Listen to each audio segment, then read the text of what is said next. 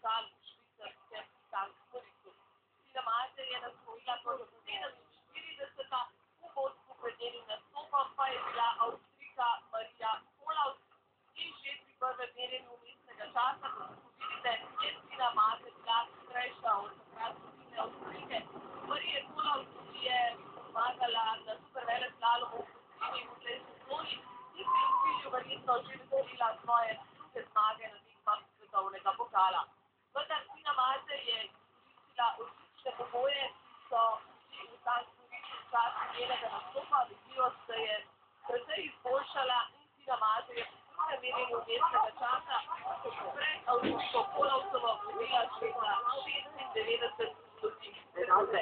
Za Tino Maze sicer Salzburg izredno srečen kraj, ki je leta 2004 že zmagala na veleslalomu, ni bila leta 2006 druga v superveleslalomu.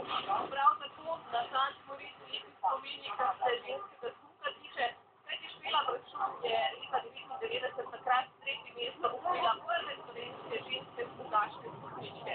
Tina Maze v zadnjem merjenju vmesnega časa še vedno v prednosti pred vodilno Avstrijko Marijo Kolavs in na cilju 34 stotink prednosti in senzacionalna zmaga naše najboljše smučarke Tine Maze, ki tudi sama ni mogla verjeti, da je tako dobro opravila 6. letošnjim smukom sezone.